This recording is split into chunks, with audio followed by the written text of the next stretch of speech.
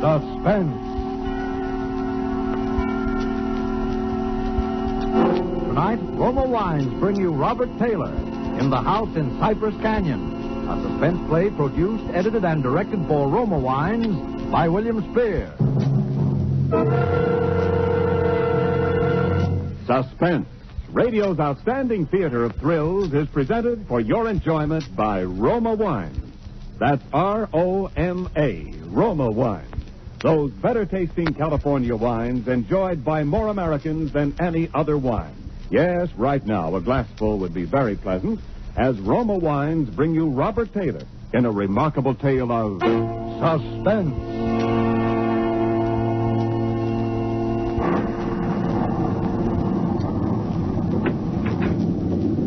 Merry Christmas, Jerry. How's the real estate business?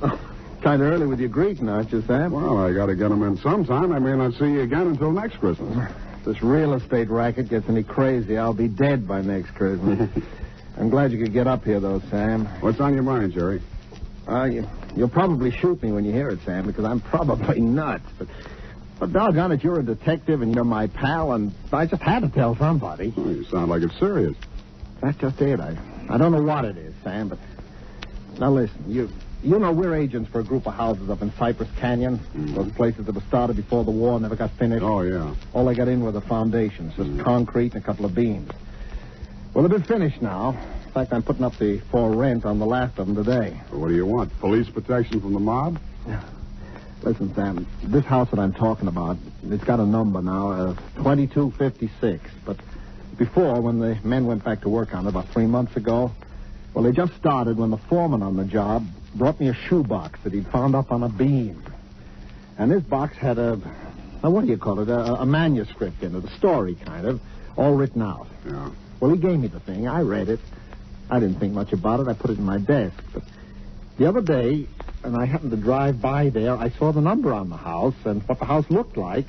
I thought of this manuscript. Well, I don't like it. That's all. There's something funny about it. What's funny about it? Well, mind you, this thing was found in an unfinished house in Cypress Canyon. House was only just started building. All right. Well, listen, Sam, I want to read it to you if you got the time, then you'll see what I mean. All right, shoot. Now, here's how it begins. To whom it may concern, my reasons for setting down on paper what follows here will be abundantly clear to anyone into whose possession it may fall. First, let me say that I'm a very ordinary person.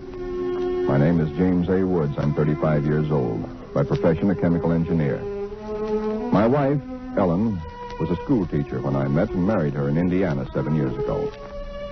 There's nothing in the past life of either one of us to suggest remotely any cause or reason for the dreadful thing that has invaded our lives. Our married life has been in no way different from that of millions of other average, reasonably happy, and congenial families.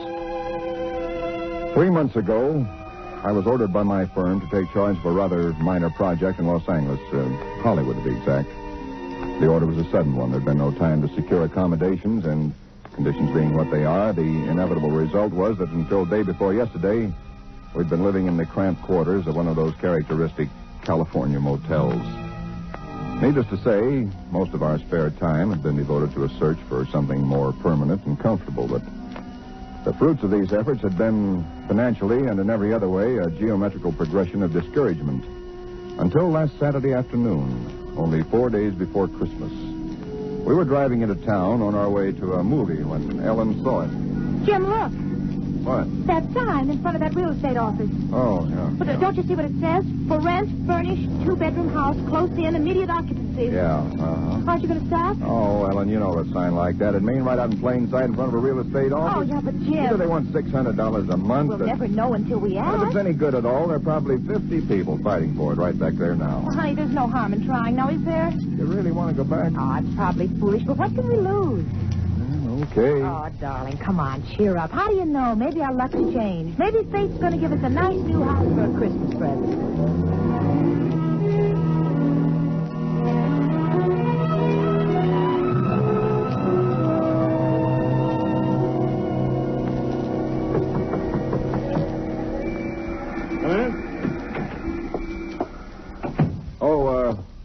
sorry to bother you, but we just happened to see that for rent sign outside. Oh, yeah. I hung it outside just this minute. Is the house available? Why, sure it is. Let me introduce myself. My name is James A. Woods, and this is my wife, Ellen. How do you do? Wow. Looks like it's fixing to rain. Yes, so it does, doesn't it?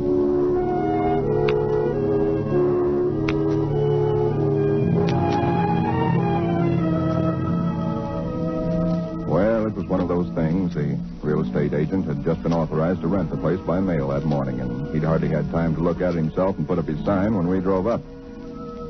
It was just an ordinary little California house about halfway up Cypress Canyon, number 2256. Just an ordinary, undistinguished little house. The agent didn't know much about it.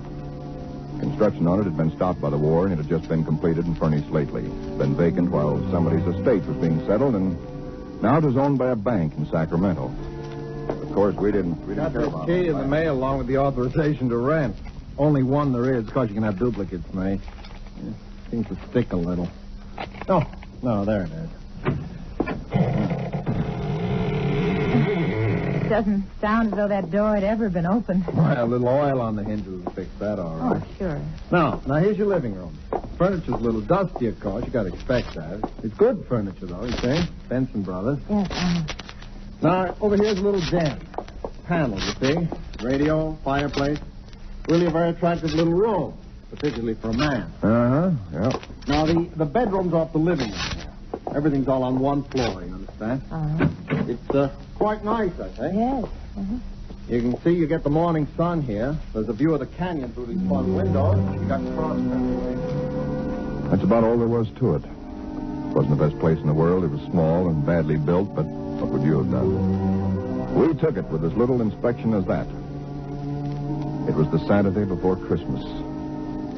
And the very same evening, we were struggling up the steps from the road with suitcases and boxes and armloads of clothes and all the endless bric-a-brac that people collect and never know they have until they move. Ellen began unpacking, and I began moving things around and taking the worst of the pictures off the wall, doing all the little things that everybody does when they move into a new place and try to give it something of their own Don't be personality. such a sourpuss. You know, it's a roof over our heads for Christmas. That's more than we ever thought we'd get, isn't it?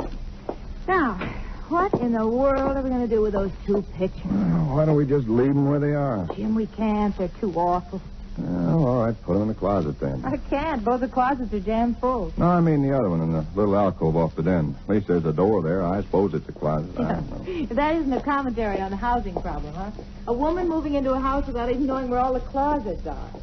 Take the pictures down, will you, honey? Bring them in here. Okay. Oh, I guess you'll have to help me with this door. I can't get it open. Let me see it. Well, of course you can't, silly. It's locked. Where are those keys we found in the desk? Oh, here they are.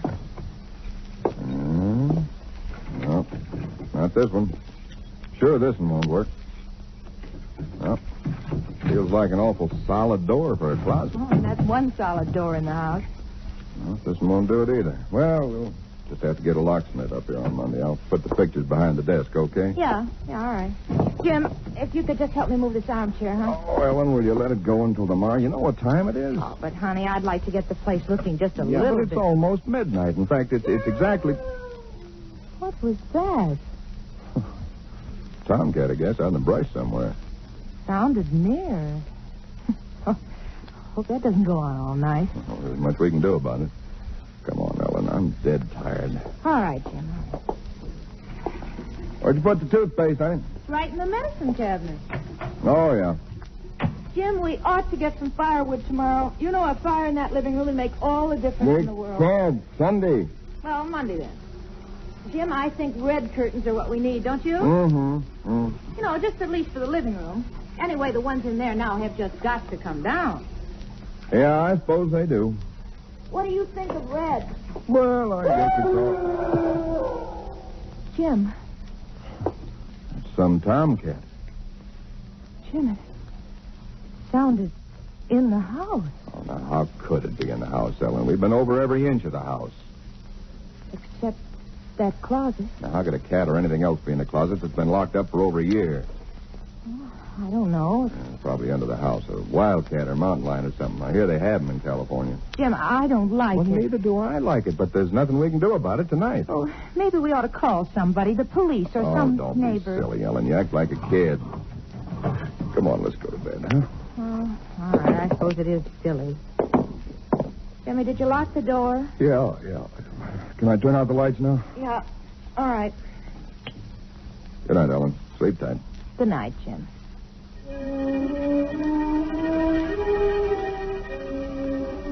I don't know what time it was, perhaps an hour, perhaps only a half hour later. My mind was in that hazy borderland between sleep and a dream that's still part of consciousness. Then I was awake. Ellen, are you all right? Yes. Did you have a nightmare or something? No. I heard it, too. Well, that didn't sound like any cat. Put on the light. Yeah. It seemed to be out there, Jim, in the house somewhere. I'm going to look into this. Jim, you be careful. Come on. Where's my shotgun? In the den, I think. Jim, What? there's something wet What? Wet? running from under the closet door. Sticky. Ellen, don't touch it. I had to. Jim, it's blood.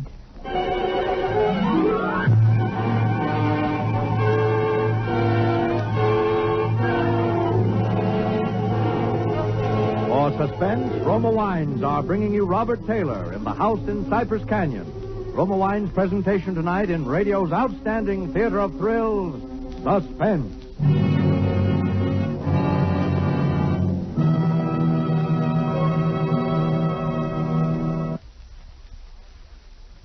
And now, Roma Wines bring back to our Hollywood soundstage Robert Taylor as James A. Woods, with Kathy Lewis as his wife Ellen, in The House in Cypress Canyon.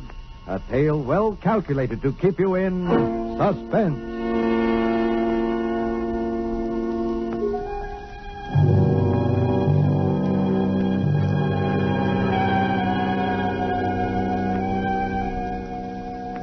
It cannot be too difficult to understand from the foregoing why I've taken the pains to set down in writing the events related here. To find in one's newly rented house a closet which cannot be opened is in itself certainly no great cause for alarm. But to be awakened in the stillness of the night by unearthly cries within that house, to find oozing from under that closet door something that is unquestionably blood, that's another matter. Perhaps others might have been braver than we. Suffice it only to say that we got out of the house in something very close to a panic, and only returned when we had the moral support of two stalwart Los Angeles policemen. You just moved in here, you say? That's right, officer. You can see we're still unpacking. And the place has been empty right along before that? Yeah, I don't know much about that part of it. You could check all that with the real estate agent, though. Well, where is this closet? Oh, it's right in here, officer. And the blood is... Where? Where's the blood? Jim? Officer, I swear to you, there was blood on the floor less than an hour ago. I saw it. Uh-huh. It was running out from under that door. We heard that noise, and we got up, and then we saw it. The door was locked. Locked, huh? Oh, no. Well, it seems to be all right now. Hey, you folks aren't trying to be funny, are you? Isn't there anything in it? No, ma'am, there is not. Look, officer, we're reputable people. You can call my firm. They'll tell you all about me. There's nothing wrong with this closet. Walls are solid. No trapdoors. If you think I'm lying... I didn't say that, mister. Oh, you probably did hear some sort of noise, and you got a little panicky. What about the blood? It got on my hand. Isn't there now, is it? Yes, Where? I feel it. Now, you folks just take it easy. You're liable to hear all kinds of noises up in these canyons at night. You're from the east, you say? Yeah. I'm sorry, officer. Ah, that's all right. That's all right. If you have any real trouble, call on us anytime. All right. Well, good night. Good night. Good night. Hey, you ought to have this door fixed. That's enough to scare you. Yeah, we're going to have it fixed.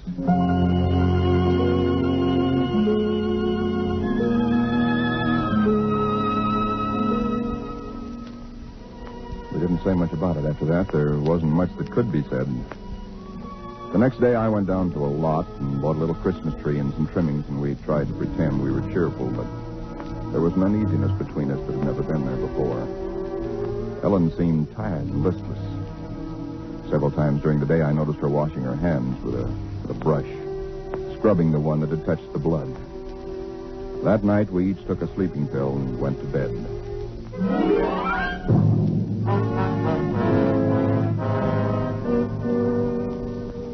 It was sometime after midnight when I was suddenly wide awake and staring into the darkness. In some way, I knew at once and instinctively what had awakened me.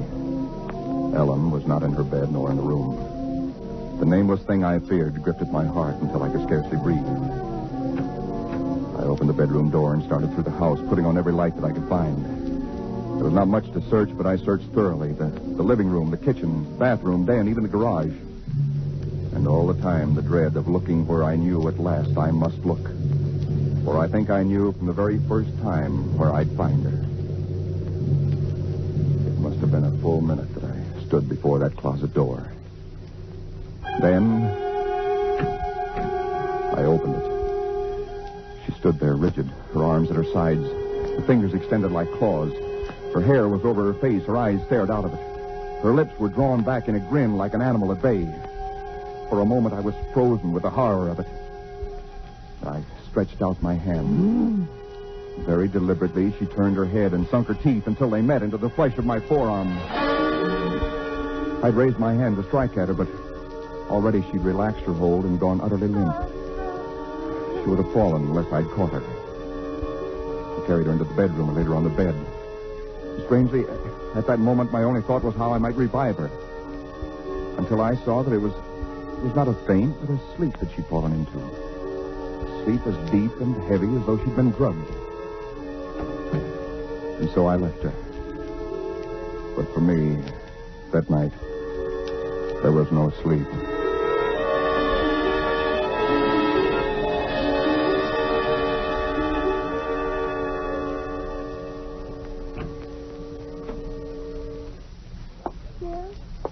Yes, Ellen? What are you doing up so early? Oh, I got a little restless. Went out to make some coffee. Oh. Oh, I had the most wonderful sleep. And I feel so rested. Do you? Mm-hmm. Jim. What? What's the matter with your arm? Oh, I just heard it. Oh, honey, it's terribly swollen. Let me see it. No, it's all right, Ellen. Oh, it isn't all right. You've got to see Dr. Wesley right away. Sure, I will. No, I now will. you promised me, Jim, that you'll go the first thing this morning. How did it happen? Oh, there was a dog. Dog? Yeah, I heard him trying to chew through the screen door. I went out to chase him away, and he bit me. Well. Was all that racket and I didn't even wake up? No, Ellen, you didn't even wake up.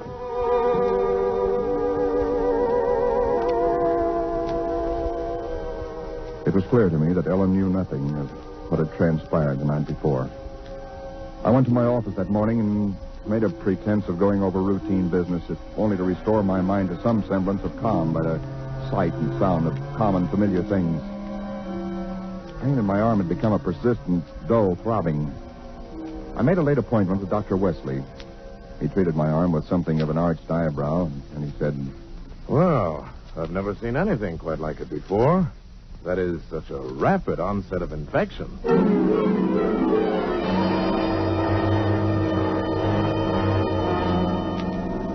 It was dark when I left his office. I hadn't realized it was so late.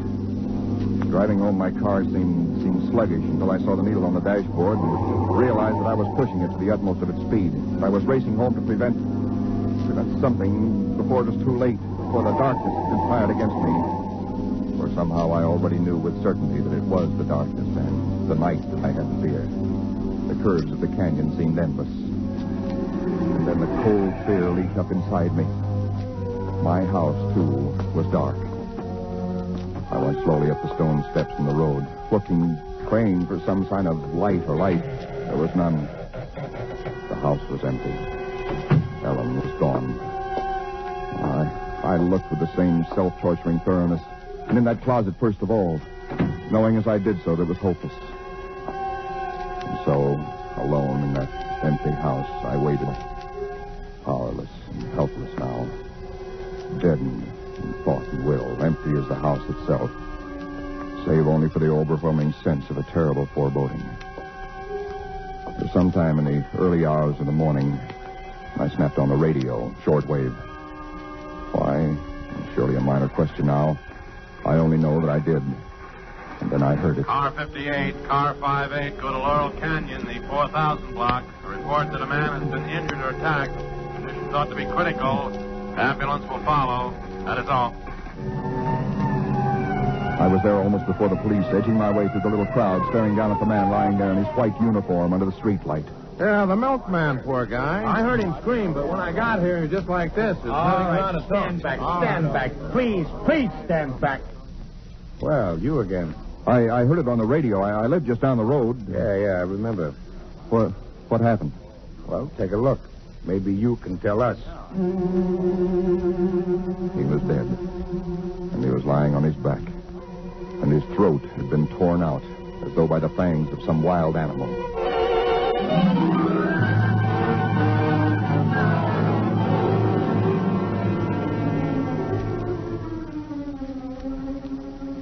It is now Christmas Eve, or rather Christmas morning, for it's a little after midnight. I've been waiting here in the stillness of this empty house for nearly 24 hours, waiting for the end. Already once tonight I've heard that dreadful wailing cry somewhere in the hills. I've nailed up the closet door, but that I know is childish, useless. My arm is horribly swollen and turning black, but that's nothing. It's another end that I foresee, as surely as other men foresee the rising of the sun. I hear the cry again. It's nearer now. I shall leave these notes in a sealed envelope and put it in a shoebox, in the hope that someone will give credence to these dark and terrible events, if indeed such nameless horrors can ever yield to mortal understanding. As for myself, I feel no longer any fear or even sorrow, only a desire that the end and the thing that I must do may come soon. And it will be soon, I know. Yes. For there is someone at the door.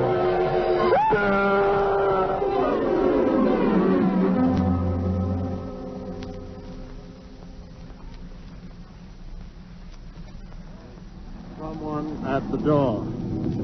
Huh. What do you make of it, Sam? It's quite a yarn. But what of it? That's what I thought. Now, listen, that's not quite all of it. Huh? Clip to it's a newspaper clipping. Listen. Hollywood, December the 26th. Police reported what was apparently a case of murder and suicide in Cypress Canyon sometime in the early hours of the morning. The victims were James A. Woods, a chemical engineer, and his wife, Ellen. Preliminary investigation indicates that Mrs. Woods was killed by the blast of a shotgun in the hands of her husband, who then turned the weapon upon himself.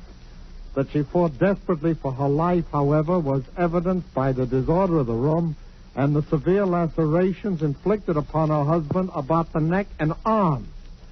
This is the second tragedy to be reported in Cypress Canyon within 24 hours, the other being the unexplained death of Frank Polanski, a milkman. Well, no such murders or whatever they were ever occurred, if that's what's worrying. The clipping, well, they have those things printed up, you know. No, it's not that, Sam. That story was found in an unfinished house in Cypress Canyon. No number, no nothing, just a framework. Uh-huh. Now that house is finished. When I drove by it today, well, that's what stopped me, Sam, because it all fits. Now that it's finished, it is the house in the story, the same construction, the same vines and creepers on the lawn, even the same number. So what, a guy who knows roughly what this house is going to be like writes a yarn and loses it or something? Did he know the place was going to be listed for rental today, the Saturday before Christmas? Oh, Jerry, coincidence. Two bits you find the guy next door is a ghost story writer or something, and he's been wondering for a year what happened to that thing he wrote. Okay, coincidence. Well, I'm sorry I bothered you. Don't be silly. I liked it. It's a good yarn. That the for rent sign you were talking about? Oh, yeah. I'm going to put it up outside now. Uh-huh. Well, so long, Jerry, and Merry Christmas again. Well, thanks, Sam. I guess that was kind of silly, all right. Huh? Listen, when a guy named, whatever it is, Woods, with a wife named Ellen, comes in to rent that place from you, then you can start worrying. Yeah. Well, so long, Sam. So long, Jerry. Come in. Oh, we're sorry to bother you, but we just happened to see that for rent sign outside. Yeah, I hung it out just this minute. Is the house available? Oh, sure it is. Let me introduce myself. My name is James A. Woods, and this is my wife, Ellen. How do? Wow. Looks like it's fixing to... Yes, it does, doesn't it?